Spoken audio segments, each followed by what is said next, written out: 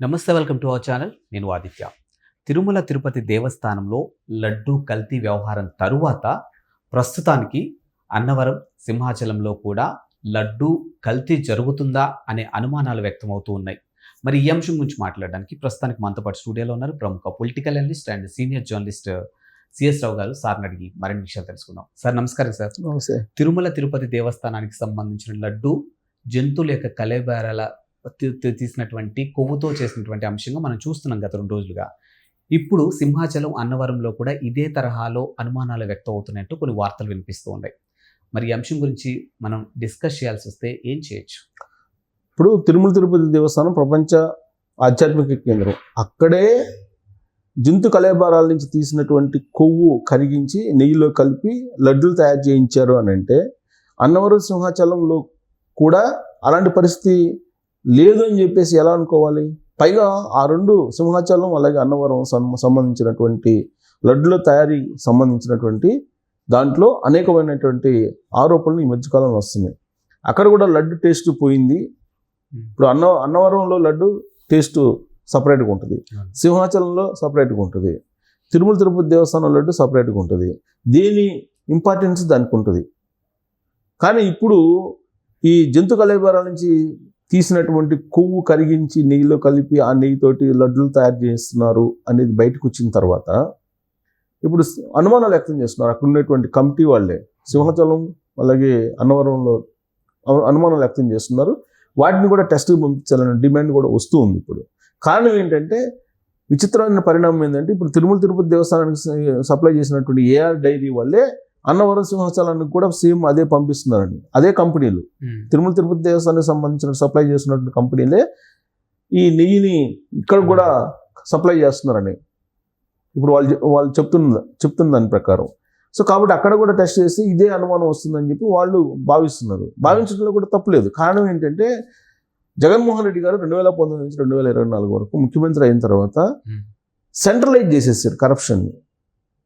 ఇది నేను చెప్పడం కాదు, వైఎస్ఆర్ కాంగ్రెస్ పార్టీలో ఉండేటువంటి లేదా ఆ పార్టీ నుంచి బయటకు వచ్చినటువంటి వాళ్ళు ఎవరైనా చెప్తారు. ఉండేటువంటి వాళ్ళు చెప్పరు, ఎందుకంటే బయటకు వచ్చేదాకా చెప్పరు కాబట్టి, చూస్తూ ఉంటారు కాబట్టి చెప్పరు. బయటకు వచ్చినటువంటి వాళ్ళు చెప్తారు.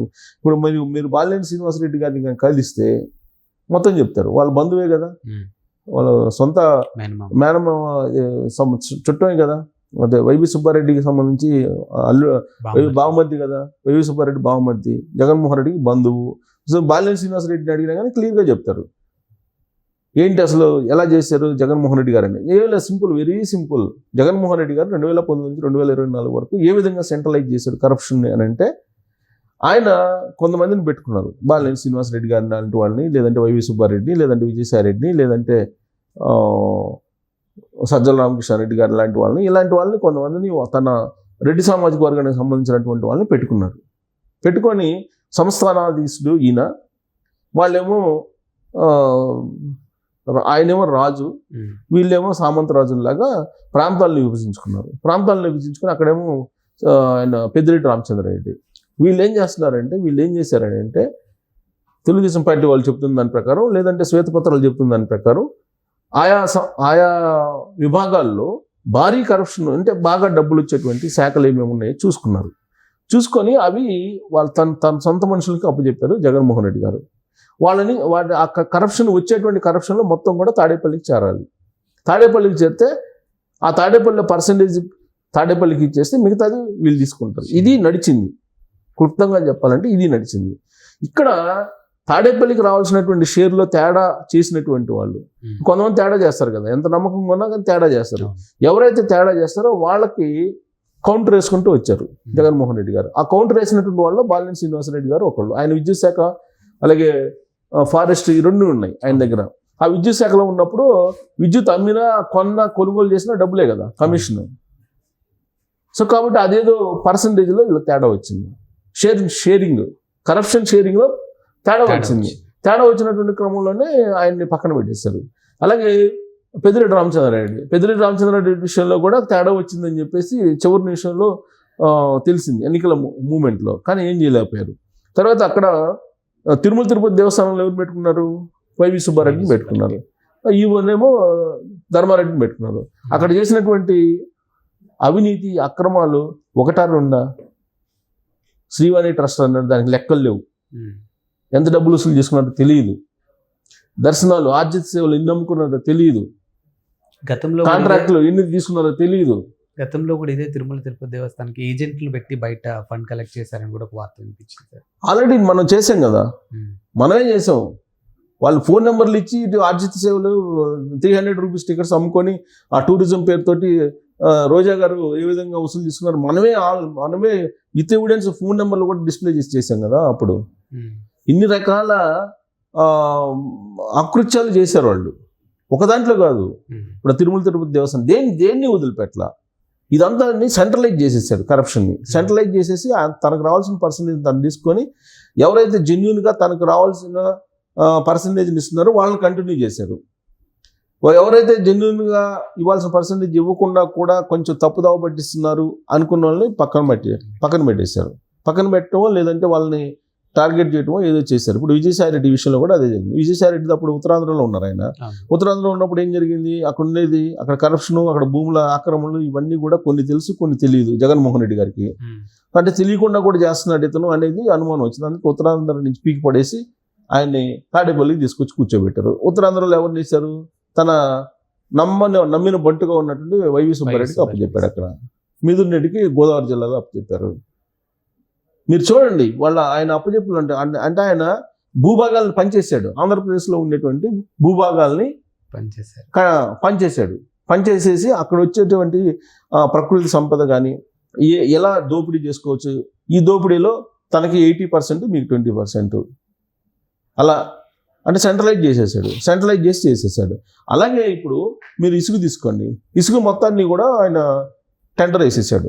జేపీ వెంచర్స్కి ఇచ్చాడు, జేపీ అసోసియేట్కి ఇచ్చాడు. ఇచ్చినప్పుడు అదంతా మొత్తం వాళ్ళు ఏం చేశారు, ఆంధ్రప్రదేశ్లో ఉన్న ఇసుక రీచ్లన్నింటినీ కూడా వాళ్ళు హోల్సేల్గా పాడేసుకున్నారు. హోల్సేల్గా పాడేసుకుని రిటైల్గా వాళ్ళకి కావాల్సిన వాళ్ళకి ఇచ్చుకున్నారు. టోటల్గా రిటైల్ నుంచి హోల్సేల్ నుంచి తాడేపల్లికి వెళ్ళాల్సిన అమౌంట్ వెళ్ళిపోయింది. ఇదే కదా చంద్రబాబు నాయుడు గారు శ్వేతపత్రం రూపంలో చెప్పింది. లిక్కర్ తీసుకోండి, లిక్కర్ కూడా అంతే కదా.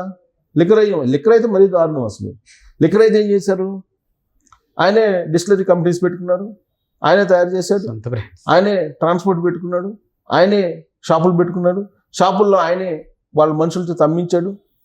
తర్వాత ఆన్లైన్ పేమెంట్ అయితే లెక్కలు అడుగుతారని చెప్పి ఆన్లైన్ పేమెంట్ లేకుండా డబ్బులు తీసేస్తున్నారు, క్యాష్ తీసేస్తున్నారు. ఆ క్యాష్ అంతా ఇటుపోయింది అని అంటే ఎవరికి తెలియదు. చెప్పాలి కదా, కనీసం క్యాష్ అంతా ఇటుపోయింది, ఎవరికి ఇచ్చావు క్యాష్, దేంట్లో జమ చేసావు, ఎంత కమ్మావు, ఎంత జమ చేసావు ట్రెజరీలో, లేదంటే కంటైనర్లో లారీల్లో ఎక్కడెక్కడికి పంపించావు చెప్పాలి కదా. అది అంటే సెంట్రలైజ్ అయిపోయింది లిక్కర్ది. మైనింగ్ కూడా అంతే, సేమ్. మైనింగ్ కూడా సిడి ఎలక్ట్రికల్స్ అని ఏదో పెట్టారు ఒకటి. తర్వాత మైనింగ్ సంబంధించి కూడా మొత్తం సెంట్రలైజ్ చేసేసుకున్నారు. అక్కడ వెంకటరెడ్డి అనే అతను ఎండీగా పెట్టుకున్నారు. ఆ వెంకటరెడ్డి అనే అతనికి తెలియకుండా ఏది జరగదు. సో వచ్చినటువంటి కమిట్మెంట్స్లో 80% తాడేపల్లికి రావాలి, మిగతా 20% వాళ్ళు వాడుకోవాలి. అది సెంట్రలైజ్ చేశారు. సో అన్ని సెంట్రలైజ్ చేశారు. అలానే తిరుమల తిరుపతి దేవస్థానానికి సంబంధించినటువంటిది కూడా ఇవాళ జగన్మోహన్ రెడ్డి గారికి ముఖ్యమంత్రిగా అప్పట్లో ఏం చేశారు అని చెప్పి చర్చించుకుంటున్నాం అంటే, ఆ రోజున ప్రతి టెండర్కి సంబంధించి జగన్మోహన్ రెడ్డి గారికి తెలియకుండా ఏది జరగదు. సో ఇప్పుడు తిరుమల తిరుపతి దేవస్థానంలో నెయ్యి సంబంధించిన టెండరు ఇప్పుడు ఏఆర్ డైరీస్ కానీ లేదంటే ఆల్ఫా కానీ లేదా ఇంకోటి కానీ ఏదైతే ఉన్నాయో టెండర్లు వాళ్ళకి ఫైనల్ చేసింది ఎవరు, without permission from Jaganmohan Reddy గారు ఇచ్చారనుకుంటున్నారా? ఛాన్సే లేదు. మొత్తం సెంట్రలైజ్ కదా కరప్షన్. సో అక్కడ మీకు కల్తీ అమ్ముకోవడానికి ఓపెన్గా ద్వారాలు తెలిసేసి తాడేపల్లికి కావాల్సినంత అవినీతి డబ్బులు తీసుకొచ్చుకున్నారు కదా. ఇదే కదా తెలుగుదేశం పార్టీ వాళ్ళు చెప్తుంది. ప్లస్ అన్నవరం, సింహాచలం ఇవన్నీ కూడా అదే కదా. ఓపెన్ అంటే టెండర్లన్నీ వీళ్ళే టెండర్లు వేయటం, వీళ్ళే సప్లై చేయటం, వీళ్ళే కరప్షన్ తీసుకోవడం ఇవన్నీ చేశారు. మరి ఇప్పుడు అన్నవరం, సింహాచలం అనుమానం వ్యక్తం చేయకుండా ఎట్టుంటారు? ఇప్పుడు అక్కడ సప్లై చేసినటువంటి వాళ్ళే ఇక్కడ కూడా సప్లై చేస్తున్నారు. ఆంధ్రప్రదేశ్ దేవాదాయ శాఖ పరిధిలో ఉండేటువంటి ఎండోమెంట్ సంబంధించిన దేవాలయాలు దాన్ని 3 కేటగిరీలో చేశారు, ఏబిసి అని. ఏ కేటగిరీలో ఉన్నటువంటి టెంపుల్ అన్నిటికి సంబంధించి నీకు ఎక్కువగా లావాదేవీలు జరుగుతుంది. ఇప్పుడు విజయవాడ కనకదుర్గ టెంపుల్లో మరి లడ్డూల తయారీ ఎలా ఉంటుంది, దానికి నెయ్యి ఎవరు సప్లై చేస్తారు? ఖచ్చితంగా ప్రభుత్వానికి తెలిసే ఉంటుంది కదా ఆ టెండర్లు. ప్లస్ రివర్స్ టెండరింగ్ పెట్టావు కదా ప్రతిదీ కూడా. ఇప్పుడు ఆల్రెడీ గతంలో ఉండేటువంటి టెండర్ వాళ్ళ కాంట్రాక్టర్స్ని తన దగ్గరికి తీసుకొచ్చుకోవడానికి రివర్స్ టెండరింగ్ అనేది పెట్టారు కదా. రివర్స్ టెండరింగ్ పెట్టి ఈ విధంగా చేస్తారు. రివర్స్ టెండరింగ్ పెట్టిందే కరప్షన్ని సెంట్రలైజ్ చేసుకోవడానికి. సో కాబట్టి జగన్మోహన్ రెడ్డి గారు ఇవాళ తప్పించుకునే పరిస్థితి లేదు. ఇవాళ సింహాచలం కానీ, లేదా అన్నవరం కానీ, లేదంటే విజయవాడ కనకదుర్గం కానీ, ఏ టెంపుల్ అయినా తీసుకోండి, మీరు అంతర్వేది తీసుకోండి, ఏ టెంపుల్ అయినా తీసుకోండి, ఏ టెంపుల్లో అయినా సరే ఇతనికి సంబంధించినటువంటి కాంట్రాక్టర్లు, ఇతనికి సంబంధించిన మనుషులు లేకుండా ఏది జరగదు. ఇదే కాదు, దేవాదాయ శాఖలే కాదు, ఏ శాఖకు సంబంధించినా కానీ తన మనుషుల్ని పెట్టుకొని తను సెంట్రలైజ్ చేసుకున్నారు. కాబట్టి ఇవాళ ఏదైనా పాపం ఉందంటే 80% పాపం జగన్మోహన్ రెడ్డి గారిది, మిగతా 20% ఆయన పెట్టుకున్నటువంటి అనుంగు మనుషులు అనుకోవాలి. ఇదే కదా తెలుగుదేశం పార్టీ వాళ్ళు చెప్తుంది.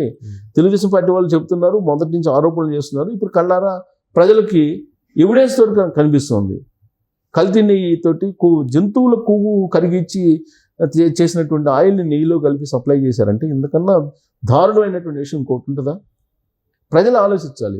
ఇప్పుడు మనమైతే చెప్తాం, మనకు తెలిసింది ఏదో చెప్తాం, కానీ ప్రజలు ఇంకా కూడా వీళ్ళేదో చెప్తుంటారులే, వీళ్ళంతా జగన్మోహన్ రెడ్డికి వ్యతిరేకమై ఉంటుంది, లేదంటే వీళ్ళేదో చెప్తుంటారు, దానిలో నిజం లేదు, ఇప్పటికి కూడా నేను జగన్మోహన్ రెడ్డి గారిని నమ్ముతాము, జగన్మోహన్ రెడ్డి గారే కరెక్ట్ అనుకునే వాళ్ళకి మనం ఏం చేయలేం. బట్ మనకున్న సమాచారాన్ని మనకు చెప్పాల్సిన బాధ్యత మన మీద ఉంది కాబట్టి చెప్పేటువంటి ప్రయత్నం చేస్తున్నాం. కాబట్టి ఇది సెంట్రలైజ్ చేశారు. సెంట్రలైజ్ చేసి ఈ మొత్తం వ్యవహారాన్ని నడిపారు. కాబట్టి ఆంధ్రప్రదేశ్లో 2019 నుంచి 24 వరకు జరిగినటువంటి ప్రతి పాపంలో 80% జగన్మోహన్ రెడ్డి గారిది, 20% మిగతా వాళ్ళందరిది ఉంటుంది. దొంగలు ఊళ్ళు పంచుకున్నట్టుగా పరిస్థితి కనపడుతుంది అక్కడ ఇప్పుడు బయటపడుతున్న అంశాలను కనుక చూస్తుంటే.